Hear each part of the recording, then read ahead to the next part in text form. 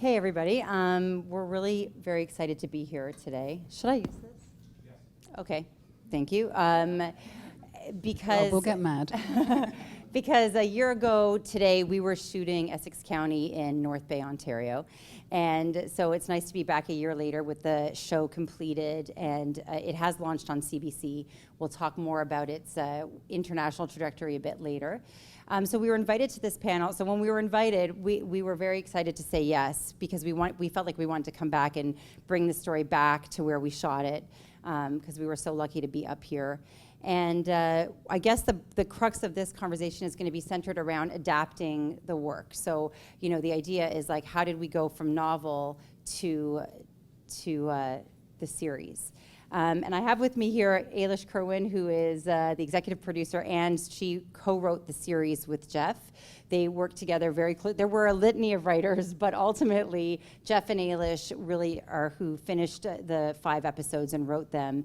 And then you were on set overseeing production all the way through post-production in the mixes and so forth. So we'll talk about that process, and I really want to dig into the adaptation and how you took the novel to screen. But before I do, I thought I would give you guys a little bit of background on how the project came to be, the inception of it. So basically, I'm a non-writing executive producer. I don't write. I just put projects together. I sell them into the market. I help finance the projects, and then ultimately see them through to delivery. And this book came to me from a colleague who was working with me, Julie DeCresh. She was working in development with me at my company, First Generation Films. And she said, do you know Jeff Lemire? He's an amazing graphic novelist. He's world-renowned, and he lives in Toronto. And I said, no, I don't. And she said, this is his seminal book, Essex County, you should read it. And I brought a few copies here today for folks to look at. If you don't know the book, it is a beautiful piece of literature, of Canadian literature. And it really launched Jeff's career as a writer in graphic novels. He published it, I think, in 2008. And essentially, he based it on his own story and his own upbringing in southwestern Ontario in Essex County, where he grew up on a farm. And so the book is divided into 3, it's just a trilogy. The first book is about a young boy and his uncle. The boy just recently lost his mother and is now living with his uncle, and it follows the journey between how these 2 men connect with one another. The second one is about 2 brothers, and it's based in the 60s, I think, and it's about a betrayal of one brother of the other, and their love story essentially as brothers and how they get pulled apart and come back together. And then the final story is about a country nurse, and that story actually mostly takes place at the turn of the century, and it follows a nun who's a pregnant nun who the orphanage ends up burning, and she has to take the children to safety somehow, and there's a young boy there who helps her find their way to Essex County. And that's how they're saved. And at the same time, in the present, you meet the country nurse in Essex County who goes around and helps the folks of the town, and you realize that she is an ancestor. She is like the nun was her great-great-great-grandmother, and it tracks it through. So when I saw the book, so there's nothing superhero-ish about it, despite the fact that Jeff writes a bunch of superhero graphic novels as well. But when I read the book, it was a pure drama, and it was a drama rendered in pictures, and it was beautiful and moving, and I was completely moved by the book. And I'd never done TV before, and I sent it to Sally Catto at CBC. Just like that, I sent her the book. I said, I think that CBC should be making this, and she agreed. She read it, and she called me back, and she said, yeah, let's do this. And that started the journey, probably circa 2014, where we went out to a writer. We brought on a writer named Aaron Martin, who started the process of adapting the book to series. And Jeff at the time said that he was very kind in that he had never heard of me. I kind of pitched him, and he said, sure, have a go at adapting it, but I don't want to be kind of in the thick of it. I do my own stuff. I'm not a TV screenwriter. I want to go ahead and, you know, keep doing my graphic novels, but God bless, go for it. And with that said, he did join us in the writer's room. I did share copies of the pilots with him and the scripts and so forth, and he gave his feedback, so he was engaged, but he wasn't in any way pushing forward the development of the script. And we went through an iteration of that, and the iteration of that really took us very far away from the book. We started to build out the world, and we built out a whole bunch more characters, and it kind of became its own thing. And at the end of that process, Aaron and myself and Sally, we all felt like this is probably not the way we wanted, what we wanted to make in the end. And Aaron went off to do another project, and I was kind of sitting to think about what was next. I happened to bump into Jeff on Queen Street in Toronto, and I went up to him and I said, Jeff, is there any way that you'd be willing to write this series? This is probably 3 years after I'd optioned it, or 2.5 years after I'd optioned it. And he said, I'm so glad you asked me that, because I would love to do it, and I'm ready, and I have time now. And that started our journey of actually writing, or him writing, what you see on screen now. And ultimately, I'm going to introduce Ailish's part in here, which was seminal in getting it done. So we tried many different iterations. And ultimately, it felt at a certain point in time like Jeff needed a partner who could help him really build out the world, and really give texture, emotional texture to the characters that had been created from the book. And so I reached out to Ailish. I'd come to Ailish 3 times on this project at 3 different points in the process. And she had said no twice before, because you were too busy and you were working on other things. And finally, on the 3rd iteration, was that the first time you'd read the book when I came to you that 3rd time? Yeah. Okay. Because it wasn't, I was having a baby. Right. It wasn't so much like, I talk to the hand, I'm too busy. Like, there was significant life stuff going on. It just wasn't a good time. But yeah. Right. But when I finally brought it to you, that was the first time that you had engaged with the material. Yeah. And then very shortly afterwards, when you read it, what were you thinking about it, and why did you decide to join the team? Well, in the book, I love graphic novels. I didn't actually know of Jeff, just because I don't know, I'm not a connoisseur kind of thing, but I loved the book because there was a suggestion, a really interesting suggestion. The way the book is drawn is so sort of sparse, emotional in a very restrained and interesting way that feels really specifically Canadian to me, coming as an outsider. But most of all, it was the magic realism in the book, which you didn't mention there, because it's actually a really interesting mix of very beautiful, simple drama and this kind of imaginative layer that comes through the little boy's imagination and the older man who's struggling with cognitive decline. And I felt like that was going to be really interesting to play with creatively. I love that kind of thing that sort of strains a little past realism. And then you had a couple of scripts, and I read them, and I liked them, and I also guess I felt an instinct that I knew what I would want to bring and that I could bring to them. It felt very clear to me what I would suggest bringing to it. And then I met Jeff, and we got on really very well and connected personally and creatively from the get-go. So it just seemed like a really great opportunity at that point then, yeah. Absolutely. And so then what did you think when you read it? What did you think you could bring to those scripts? I think some of the characters, there's something that the illustration in Jeff's books is so evocative, and it's in a way that can't be translated to live action drama.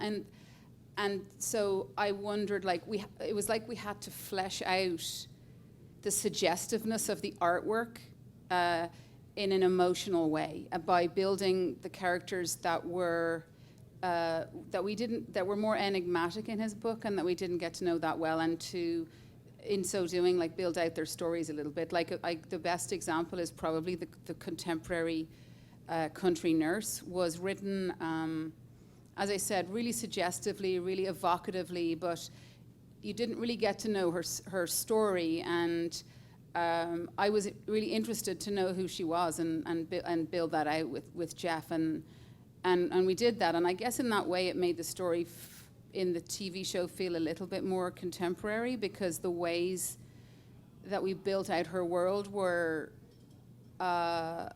well, it was just about a woman at a crossroads and getting down deeper into what that would mean in the story. And there was another character, Ken, who's the uncle who's looking after the little boy, And again, he was a very stoic character, almost like a character in a Western, you know, like Shane or something. Like you didn't get to know very much about him. And again, it worked so great in his book, but in a 5-part series, you were going to want like a little bit more access to that character.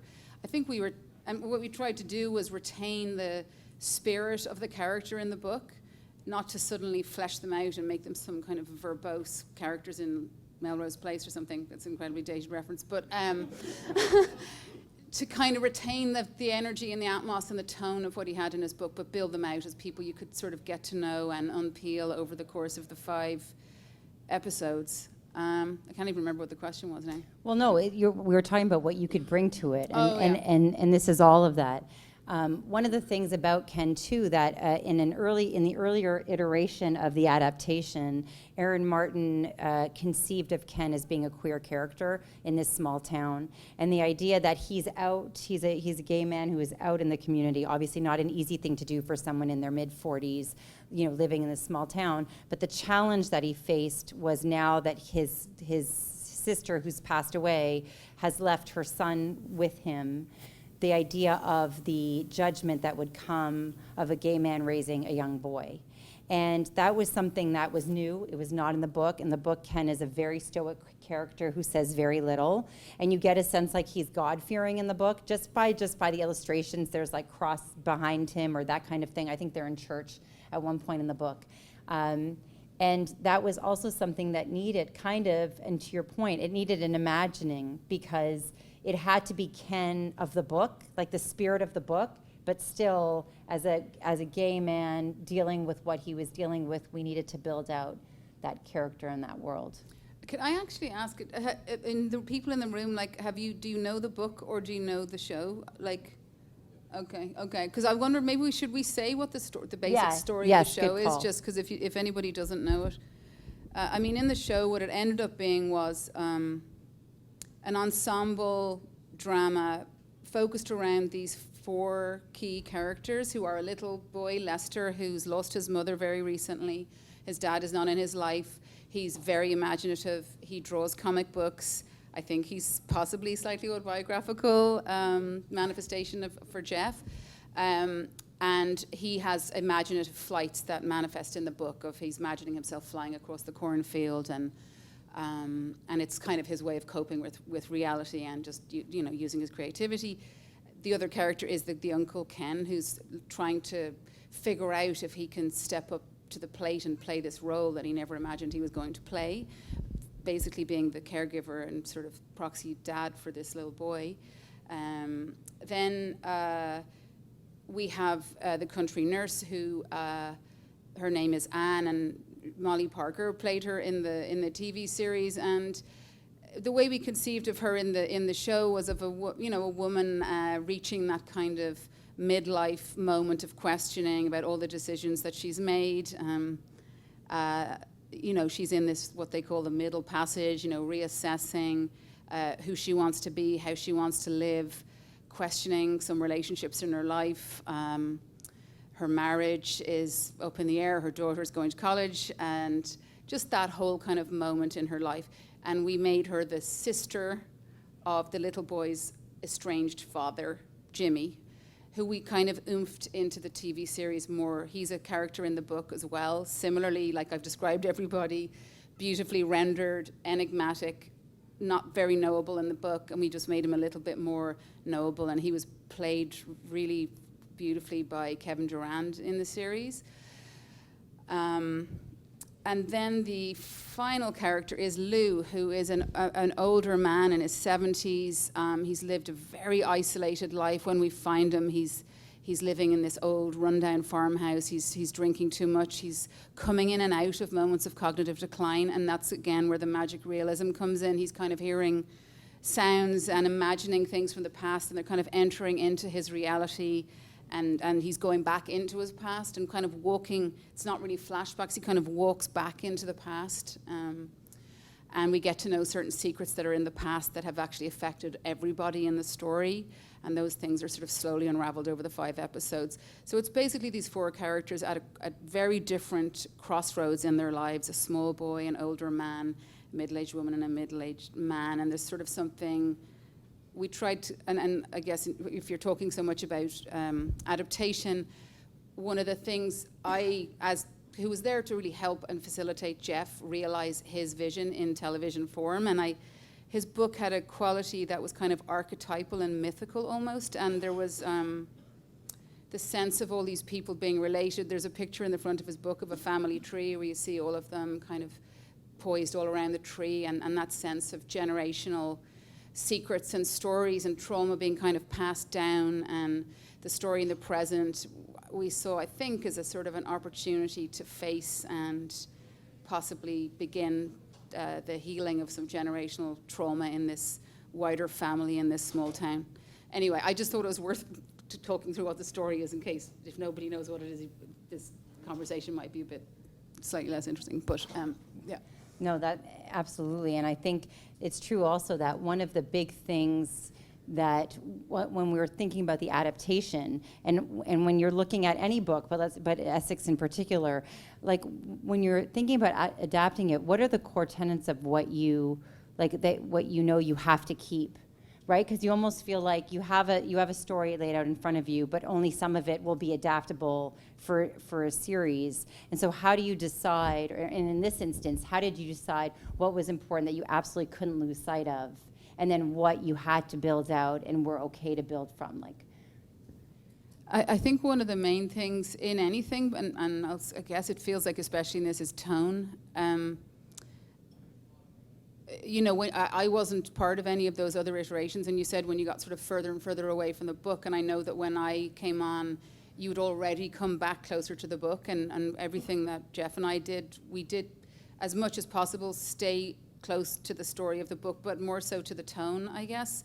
So that if anything started to feel too contemporary in a really clear way, like too poppy or I don't know, there was a certain kind of restrained, lyrical, it was almost the feeling of an indie movie, like a beautifully rendered indie movie.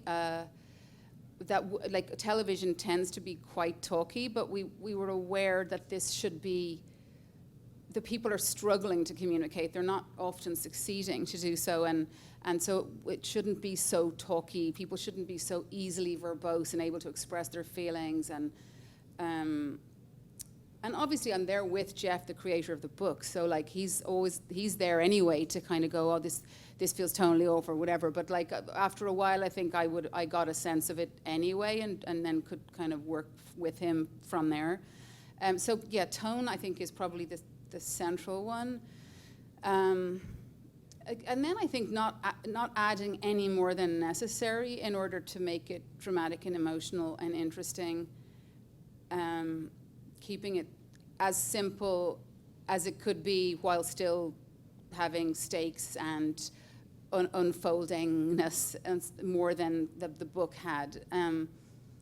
So it's kind of a strange combination of trying to be loyal and brave enough to be disloyal sometimes, but it was easy enough to do that with him in the room, you know?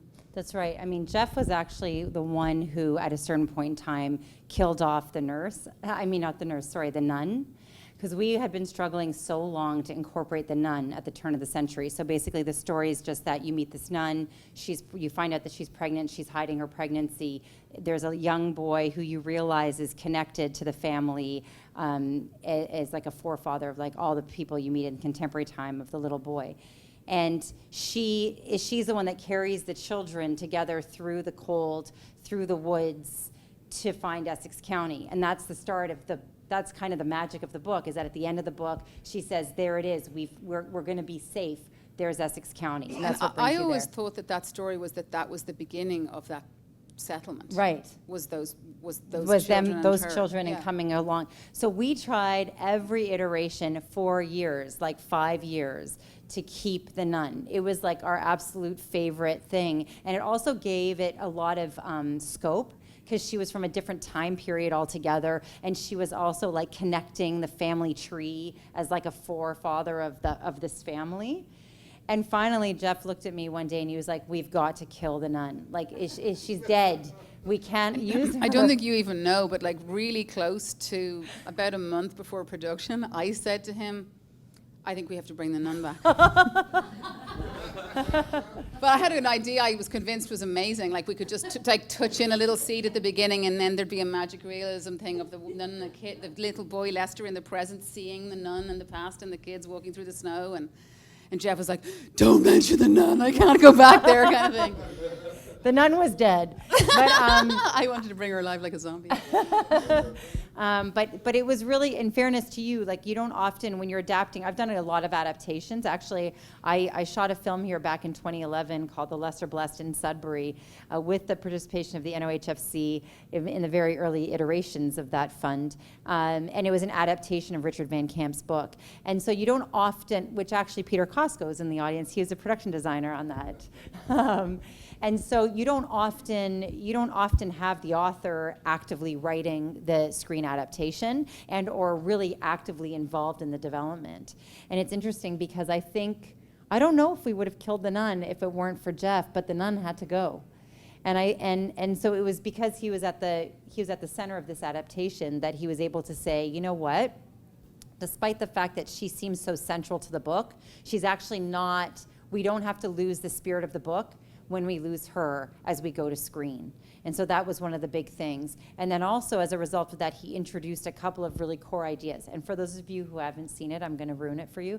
But he introduced two things. One was that Anne, the nurse, is Lou's daughter, and she does not know this. This is something she will discover through the course of the series.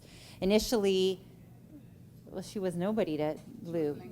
No, yeah. So he was able to link them. And the other thing that he came up with that was so brilliant was that he made Anne Jimmy's sister. So Jimmy is Lester's estranged father. He was able to incorporate Anne into the family where the country nurse was its own thing. And the reason why the country nurse worked in the book was because she was linked to the nun. When we got rid of the nun, the country nurse had no link anymore. And he had the idea, am I right? They were Jeff's ideas, right? That was all there prior to me being involved, okay. so it yeah. Must have been, yeah. Yeah, so it was Jeff's idea to make her both the sister to Jimmy and the Lou's offspring, Lou's daughter. So once we got the scripts down, and I'm going to talk a little bit about why we came to Sudbury, or why we came to North Bay, rather. So in a first instance, it was because of the NOHFC's funding. So that was a very exciting. We didn't actually look down in southwestern, like in Essex County, and in part because if you read the book, it's not really about Essex County. Like it could be anywhere. The idea is that this is kind of like a place in his memory, a childhood that he remembers. It doesn't matter where it is in a sense, as long as it's the rolling fields and so forth. And I will say, as much as I love Sudbury, we did come here in a first instance, and we did an initial scout with Catherine Crawford, our locations manager, and Jeff just was like, "There's stuff here, but it's also quite built up as a community, and it's quite rocky as a community." And he was like, "I don't know. I think it could work, but let's go see North Bay," because Catherine was adamant that our Essex County would be found in North Bay. And when we got there, it was myself, Jeff, Catherine, and Andrew Savadino, the director, who directed all 5 episodes. When we got to North Bay and we started to see the topography and the land, I think it was really the fields of Verner that was game over for Jeff. He was like, "This is Essex County." And the locations, if you watch the show, is so paramount to the aesthetic and the look and the lyricism of the series that became a tenet. Like I said to Catherine, if I wish that locations managers could win like big awards, because not to take anything away from Brian Kane, who was our production designer, but it was really the locations and the way James Klopko, our DP, shot those locations that really give you a sense of the tone of the book. Yeah, I was going to say, like, when you're asking all those questions about adaptation, other aspects of the making of this took care of things in a form of adapting his book as well, because the way the locations were so well chosen and well found and all the rest of it, and so cinematic, they resonated with Jeff's book, with the kind of wide vistas and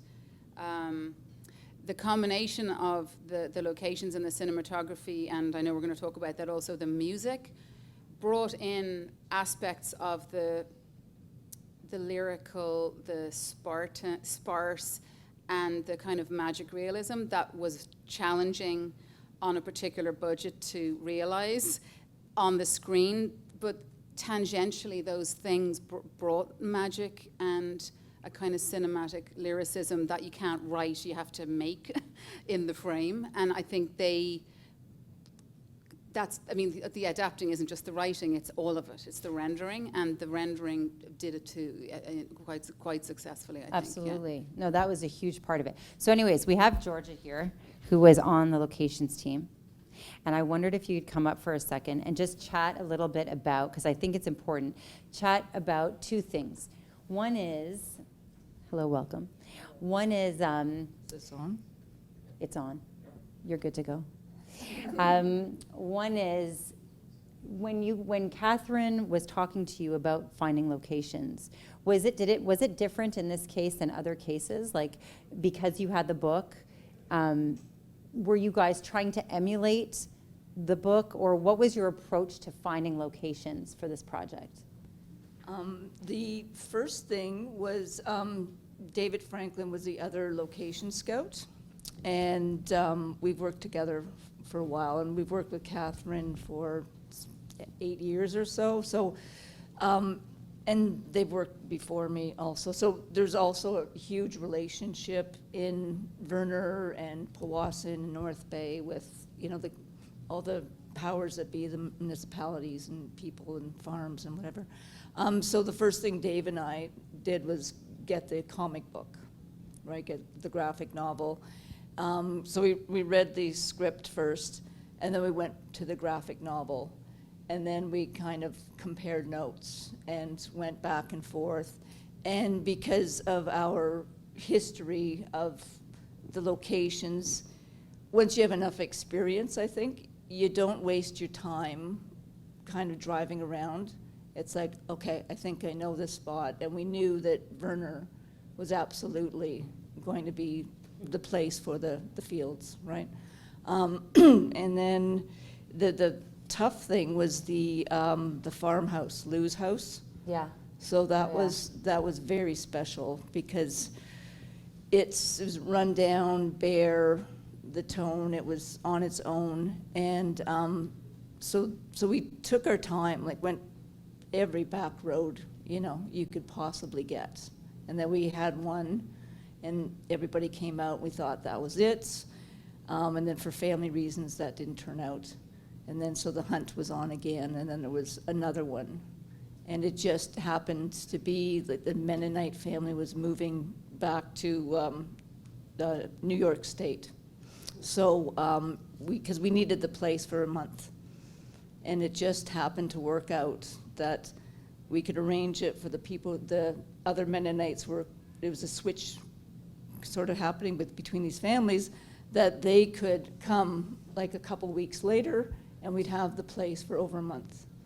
And what part of town was that in again? That was in Piovesan. Oh, yeah, The Piovesan. second one, yeah. So that happened to work out, and it was, we didn't think that they were gonna play ball, but it was just, they liked us, perfect. and it worked, and, because we needed that house for over a month to do the prep work, and it was, yeah. Yeah, and it was so perfect. It almost seemed kind of miraculous because it really did look like his drawings, and it had not only the house, it had the perfect barn, like kind of on the perfect incline. All the lines of everything looked so great in the frame. Like, yeah, the locations and the hanging were, light. I think the light was even hanging same way. Yeah, that was was not production. That was already there. Yeah. That's what's. It's something there is a certain kind of serendipity, and all of your efforts, obviously. The other thing I remember too very well was Jimmy's Garage. That one, I felt like you guys literally manifested it out of the book. I don't even understand how you guys were able to get such a great match. And and if I think about it, I'm not sure if they actually looked the same side by side, but the spirit of it, the aesthetic of it, the way it was placed on the corner. What town were we in for that? Piovesan. Oh, it was as well?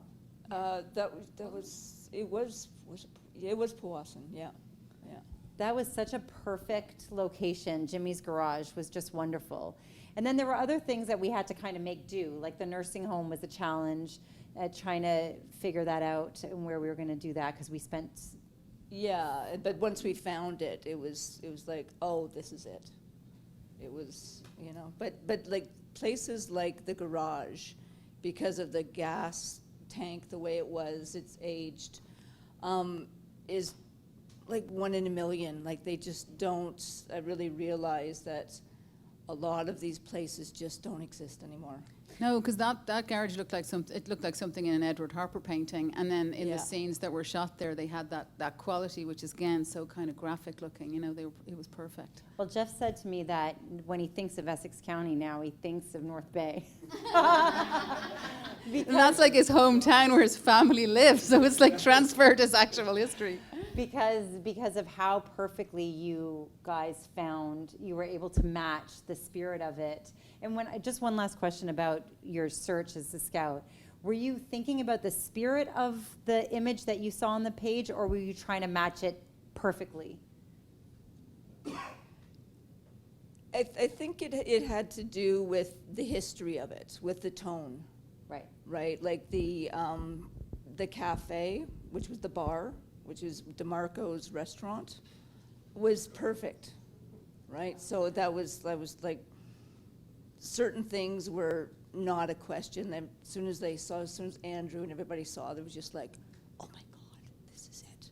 So it was like, we didn't even waste our time in certain places because it had to be specific. There was no makeup, there was no, all the set dressing. The world was not going to have that tone and that feeling. But you know what? I just want to say this for people that are in production. The way George is describing your scouting is very unique. Like, don't you think, Pete? Like, in the sense that you guys understood. I understand now what you mean by your experience in the community and also your experience in locations, because you understood what we were going for, and you guys didn't even trouble us with stuff that you knew wasn't going to land. Like, every single place that they brought felt like it was specific to the book. Somehow you really understood, I guess through Andrew and Jeff and Ailish, what we were going for, because you only brought us, like, this was one of the best location shoots of my career, where you only brought us the stuff that was perfectly suited. Well, that's also Catherine too. Catherine Crawford, the location manager, who's, she's not going to embarrass herself by troubling production with, something that's not going to work, because it has to fit into everything, right? We have to have the parking, we have to have the community backing us, we have to have the lunchroom, maybe the next set close by. So everything has to work out really well, and that's where all the relationships with all the communities and really is very important, in the support of, North Bay and Piovesan and Verner and all those.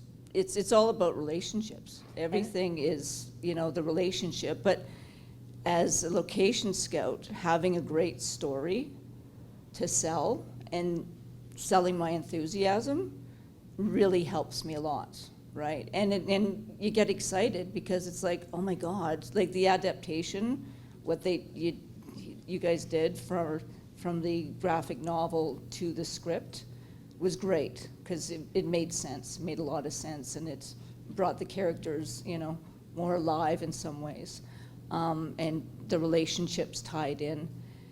And it's exciting because you read this and it's like, okay, this is like the mystery to be solved, right? It's like now, we can bring it to life.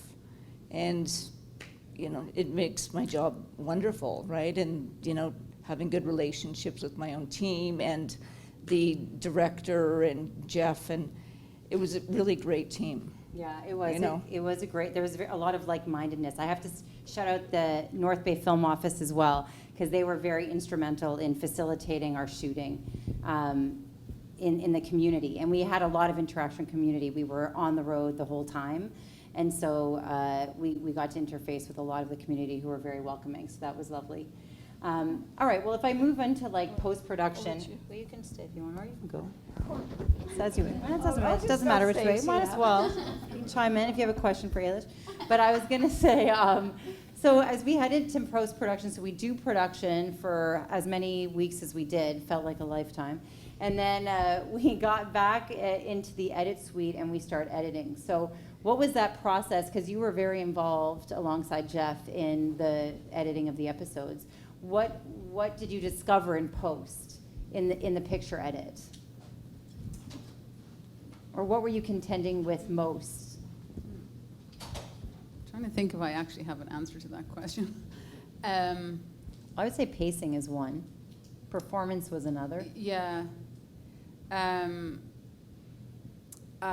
mean, I guess first I'll say there was a first layer of post, I guess, where Andrew did his cuts with the editors, and then I went in, again, sort of supporting Jeff as the showrunner to, for him, I guess, to make sure the overall thing was adding up in the way, you know, in alignment with his overall vision, you know. So, yeah, pacing for sure. I mean, it was in some ways, the storytelling of our show, even in the adaptation, was kind of old school, by which I mean, like, it's not, no hands are coming up out of the earth and grabbing a child's leg, or no teenage girls are like chasing each other with spears and then eating each other or whatever, right? It's like quite,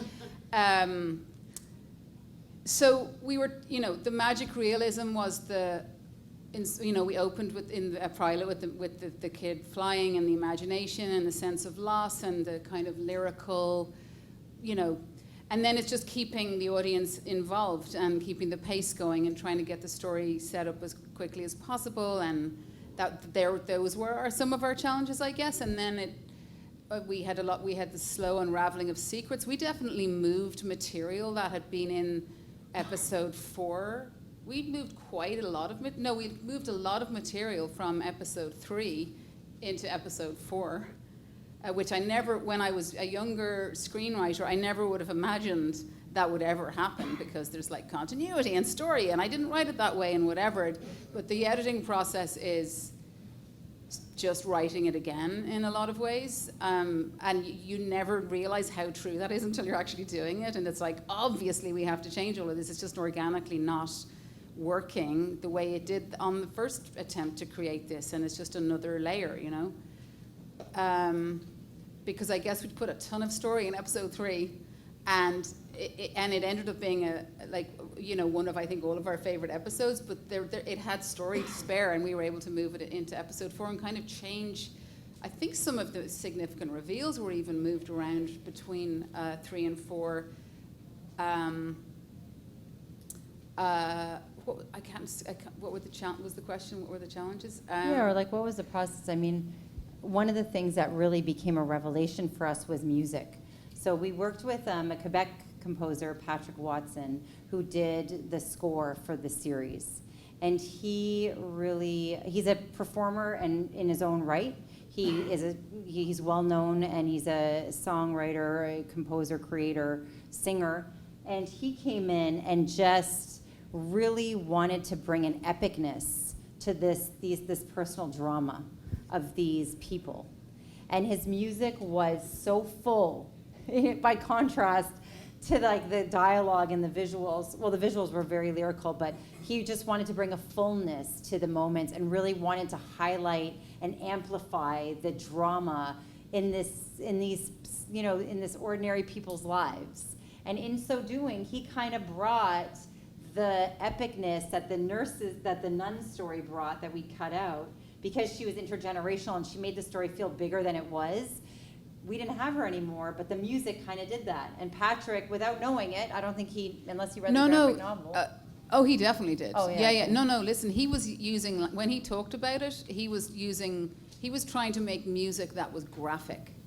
Like, he literally said, I want this music to be like the comic book. So again, it's another aspect of adaptation. Like, every layer of creativity that's coming in on it is, and there are, if we had $50 million an episode, people would have been flying and going underwater, and all kinds of amazing things have been happening. and you do what you can do, you know, as much of the magic, and then you bring the magic in other ways. And Patrick definitely came in, and I think had a very strong and clear intention to bring the magic and the graphicness in a musical form. And sometimes he would bring in new pieces, and it was just, we'd just be like so excited and jumping up and down because it was so great and kind of really ballsy. Like, he'd do really bananas things that you never expected you were going to like, and then it just played great over the material, and we just said, yeah. Totally. Like, at the end of episode 1, if you guys get a chance to watch it, he does the score with the sound of train horns. And when he first pitched that, we were like, what? And when you hear it because there's a train that runs outside of Uncle Ken's farm, and you only hear it once, I think, in the pilot. And then at the end, when Lester meets his dad for the first time at the garage, and he sees this larger-than-life guy that he's never met and he's dying to know, and you hear these train sounds, it just links it in such a beautiful way, and also brings an epicness to the introduction of Jimmy LaBeouf, who's his father. So he imagined that, something we could never conceive of. But it's just like Patrick working together again in concert with people who just understood the material so viscerally and emotionally, and they all brought their own talent, from locations to screenwriting to directing, there was cinematography. also the sound design And was the sound design. very big in bringing that extra layer again of this sort of magic realism, memory, and they, you know, the sound design team worked incredibly hard to create these layers of experience when you're just looking at an old man's face and then all these other things are happening at the same time. They were really impressive. Yeah, very layered and very specific and detailed.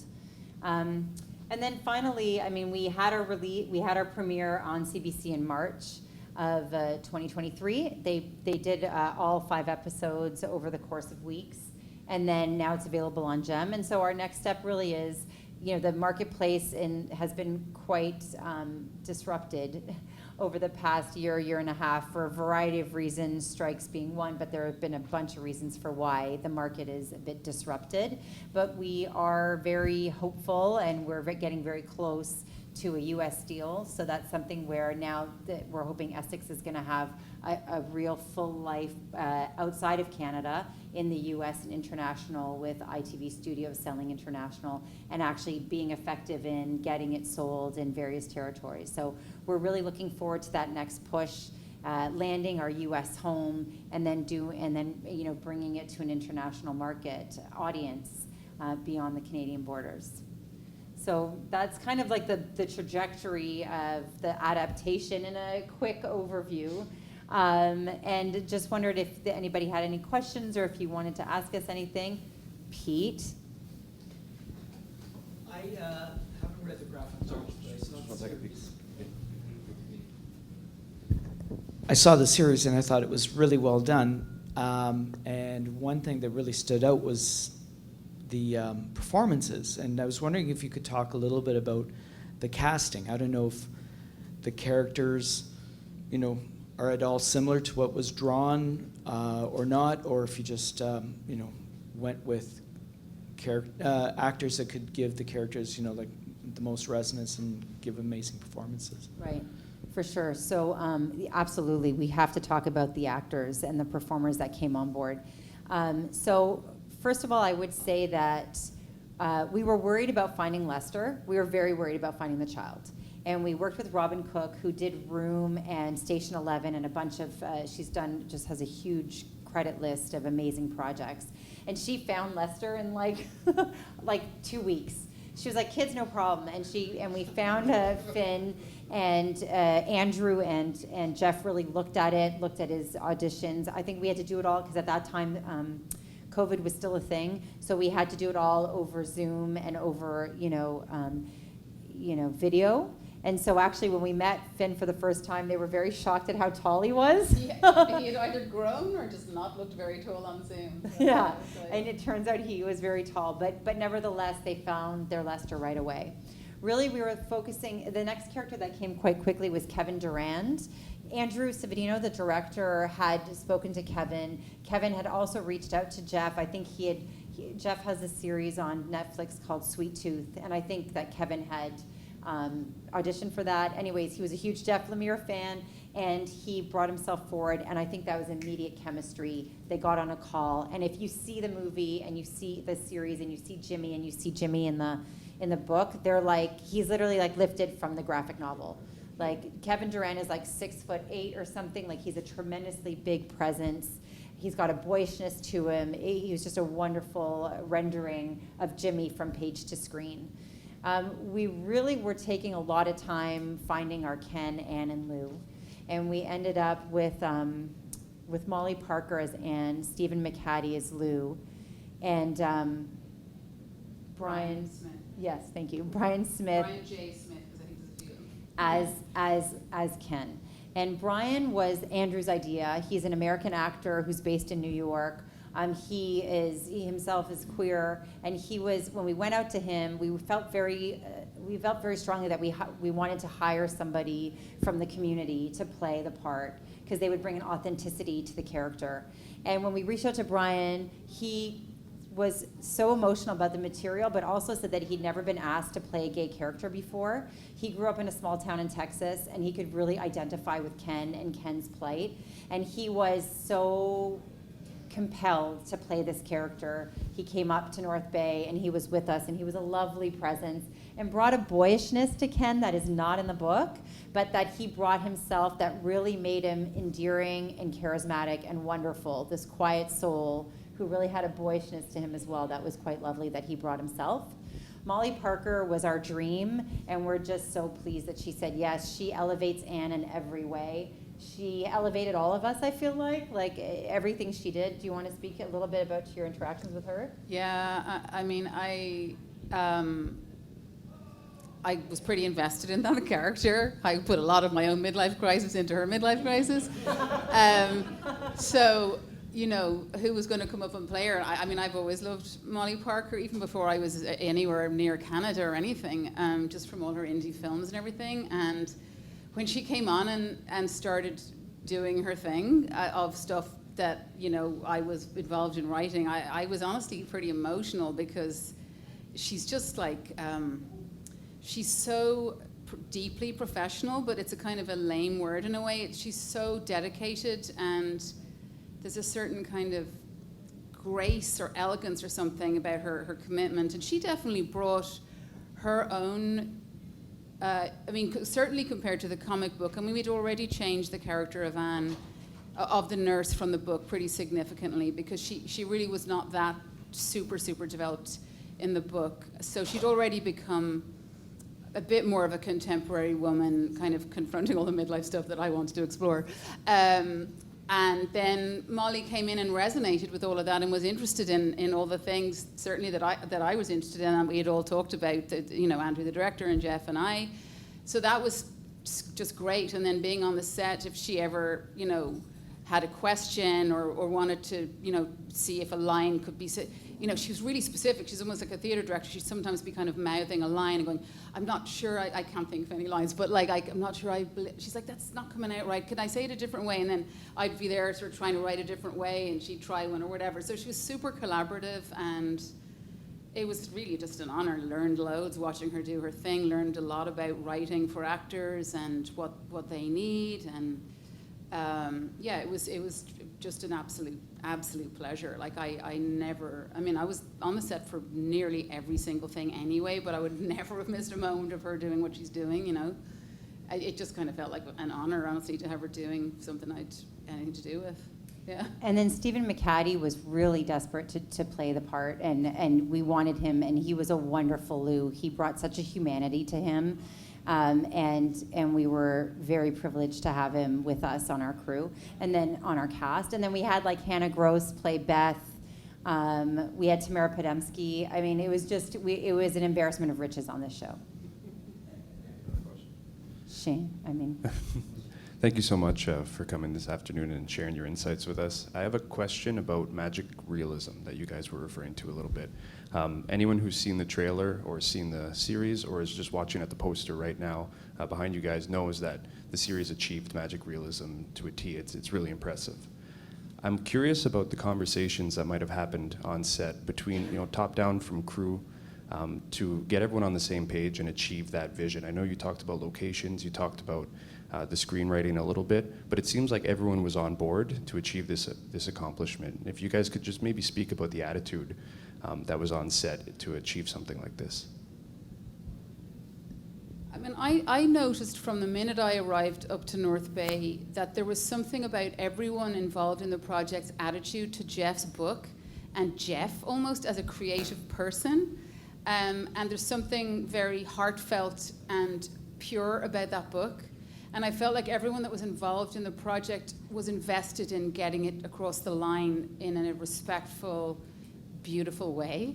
And I think people in Ontario that are into graphic novels, but I learned how well known and super successful Jeff is in a weird gradual way. I was like, oh right, Jeff's kind of a star. Okay, cool. And even later with promotion, I was like, God, I've been a bit of an ignorant person sitting here with this guy working with, not realizing whatever. But so there was a huge investment, and everybody that came in to work on it just seemed really, really invested. And in, you know, even just listening to Georgia talk about the locations just there, like so many layers of craft and relationship building and imagination, and going into the mental data bank of all the places you've ever seen and been, and the makeup people and the hair people, everybody was really invested. And I haven't been on a ton of productions, but I've never encountered a level of really heartfelt investment before that was quite at that level, you know. And I guess a lot of people involved came from the community where we were, or came from communities like that. I think people identified with a lot of the characters, and maybe even identified, I don't know, with the fact that what Jeff was doing in his story and what we were all trying to do was write interesting stories about ordinary people's struggles or something, you know, like we weren't just jacking off about something that feels cool or something. It was like just trying to tell a story from our hearts kind of thing, and maybe that translated. But I think a lot of it was about love of Jeff and his work in a lot of ways. It really was. They were very dedicated to the book. But also I have to say that James, our DP, and Andrew, our director, spent a lot of time thinking through, and with Brian, how they were going to execute the magical realism. And that was a huge part of their prep. And they really brought a diligence and a vision to rendering those segments. Yeah, like even some of the very simple little transitions, not necessarily, I mean, whatever, they made the kid fly and they did all those things, but they did lovely little delicate transitions, you know, where the old man is looking up at a lamp and then it comes back down and it's 1975 and there's flickering lamps, and really elegant, smart, stylish, doesn't matter about money decisions, really just smart, creative decision making.